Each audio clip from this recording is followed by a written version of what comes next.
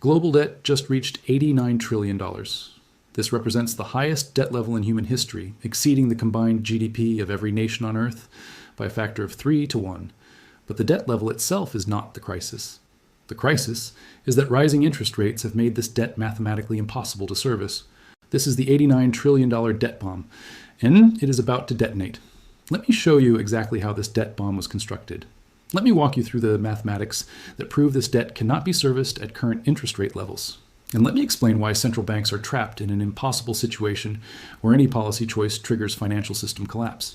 Because when you understand the debt levels, when you see the refinancing requirements, when you recognize the interest payment mathematics, you realize this is not a financial crisis that can be solved through policy adjustment. This is systematic insolvency that requires debt restructuring on a scale never attempted in human history. The debt bomb is not theoretical. The debt bomb is mathematical inevitability. Every debt crisis in history followed identical patterns: excessive borrowing during low interest rate periods, economic growth assumptions that justify debt accumulation, interest rate increases that make debt service impossible, default cascades that destroy financial systems.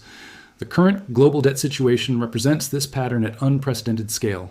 The debt accumulation occurred during 14 years of near zero interest rates implemented by central banks following the 2008 financial crisis. Federal Reserve, European Central Bank, Bank of Japan, and other major central banks maintained interest rates at or below 0% while purchasing government and corporate bonds through quantitative easing programs. These policies created artificial demand for debt securities that allowed governments and corporations to borrow at rates below inflation, effectively receiving free money for borrowing. Rational economic actors responded by maximizing borrowing, while interest costs remained negligible or negative in real terms.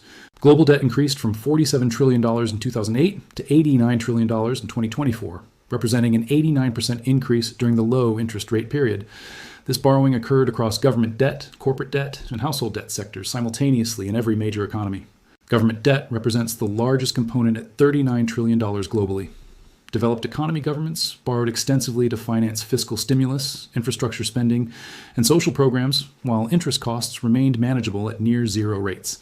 These borrowing programs assumed permanently low interest rates or economic growth sufficient to service debt at higher rates.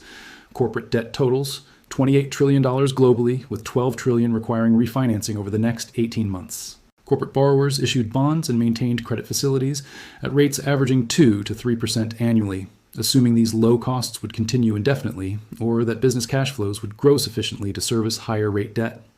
Household debt represents $22 trillion globally, concentrated in mortgages, consumer credit, and personal loans. Household borrowers purchased homes, vehicles, and consumer goods based on low monthly payment calculations that become unaffordable when interest rates increase to historical normal levels.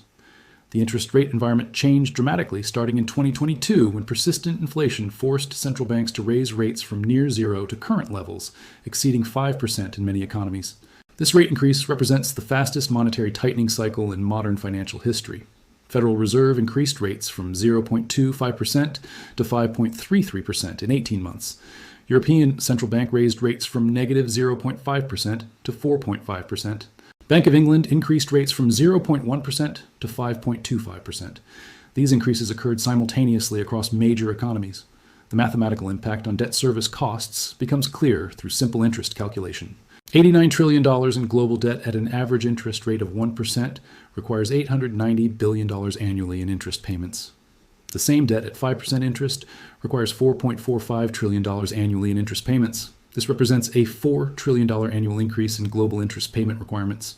For context, total global government revenues approximate $20 trillion annually. Interest payment increases consume 20% of all government revenues worldwide, forcing either tax increases, spending cuts, or additional borrowing to service existing debt. Corporate debt refinancing represents the most immediate crisis trigger.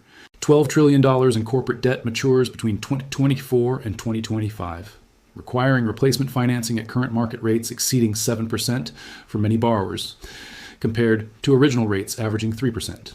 Companies that borrowed $10 billion at 3% annual interest paid $300 million annually in interest costs. Refinancing the same debt at 7% requires $700 million annually, more than doubling interest expense while business revenues face economic slowdown pressure from higher rates throughout the economy. Many corporations cannot service doubled interest costs from current cash flows, forcing either asset sales, business contraction, or bankruptcy proceedings. Investment-grade corporate borrowers face refinancing challenges, while high-yield borrowers face effective market exclusion at affordable rates. Government debt service reaches critical thresholds where interest payments consume increasing portions of tax revenues, forcing fiscal policy choices between debt service and government operations. United States federal interest payments exceeded $1 trillion annually in 2024, representing 15% of federal revenues. European governments face similar pressure, with Italy, Greece, and Spain allocating over 20% of government revenues to debt service costs. These percentages increase automatically as existing debt rolls over at higher rates, while new borrowing requirements continue for operational funding. The refinancing wall represents systematic maturity concentration that creates simultaneous refinancing pressure across multiple debt sectors. Bond markets cannot absorb $12 trillion in new issuance within 18 months without significant yield increases that worsen refinancing costs for all borrowers. Pension funds and insurance companies represent the primary purchasers of long-term debt securities, but these institutional investors face their own solvency pressures from rising interest rates that have reduced bond portfolio values while increasing future liability discount rates. Pension fund asset values declined approximately $3 trillion globally during 2022's interest rate increases, as existing bond holdings lost value, while equity portfolios declined simultaneously. Many pension systems now report underfunding that requires contribution increases or benefit reductions.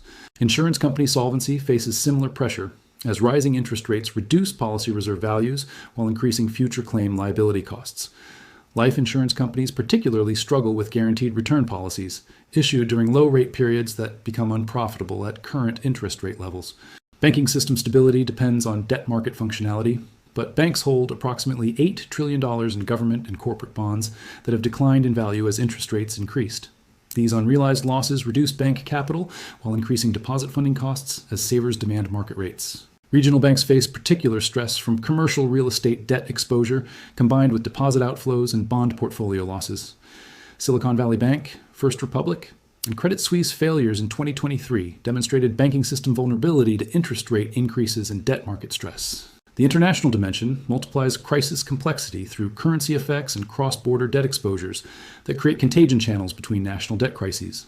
Emerging market countries borrowed extensively in US dollars during low-rate periods, creating currency and interest rate dual exposure.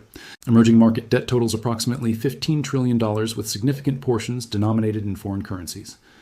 As U.S. interest rates increase and dollar strengthens, emerging market borrowers face increased debt service costs in local currency terms, while reduced ability to access international refinancing markets.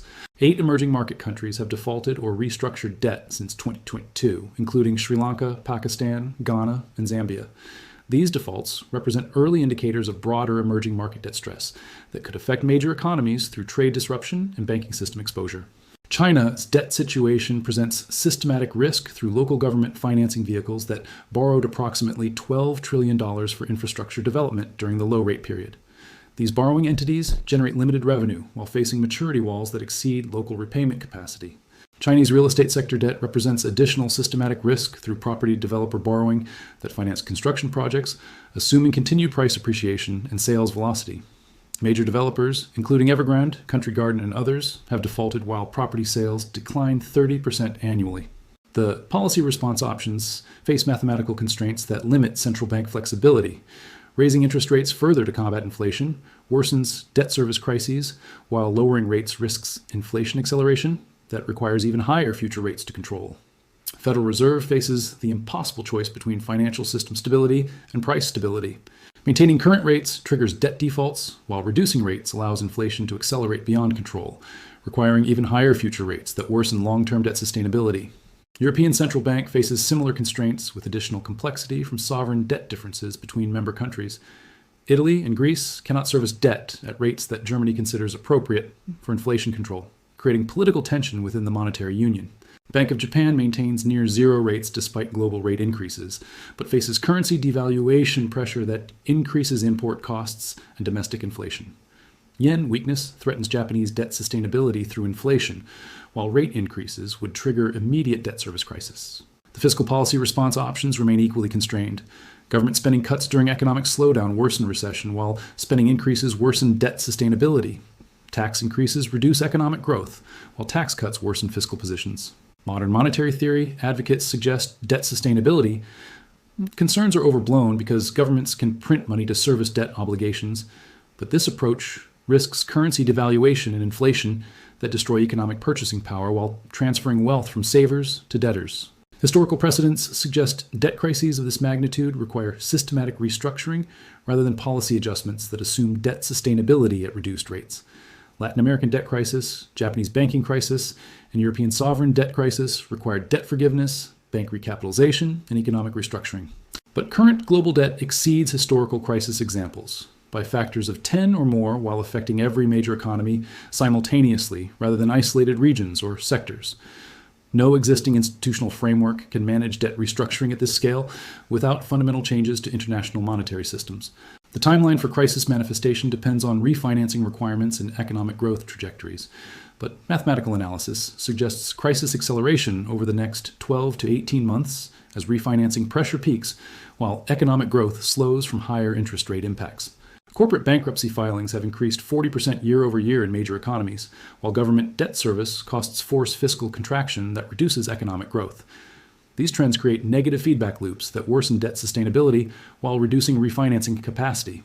Market indicators suggest awareness of systematic debt problems through credit spread widening, equity market volatility, and currency instability that reflects investor concern about debt sustainability and policymaker response capacity. High-yield corporate bond spreads exceed 600 basis points above government bonds, indicating market pricing for significant default probability. Investment-grade spreads have widened to levels suggesting systematic credit concerns rather than isolated company problems. Currency market volatility reflects uncertainty about central bank policies and debt sustainability across multiple countries. British pound, Japanese yen, and European euro face pressure from debt concerns, while U.S. dollar strength creates additional pressure on dollar-denominated emerging market debt. The mathematical conclusion becomes unavoidable through debt service calculation and refinancing requirement analysis. Current global debt levels cannot be serviced sustainably at interest rates necessary to control inflation, while economic growth rates remain insufficient to grow out of debt through increased revenues. Debt restructuring represents the only mathematical solution to systematic insolvency, but debt restructuring at this scale requires international cooperation and institutional changes that current political and economic frameworks cannot accommodate rapidly enough to prevent crisis escalation. The $89 trillion debt bomb represents accumulated financial obligations that exceed global economic capacity to service while maintaining economic growth and price stability. This represents systematic financial architecture failure rather than temporary market stress that policy adjustment can resolve. Interest rate mathematics guarantee debt service crisis regardless of central bank policy choices. Higher rates trigger immediate defaults, while lower rates create inflation that requires even higher future rates.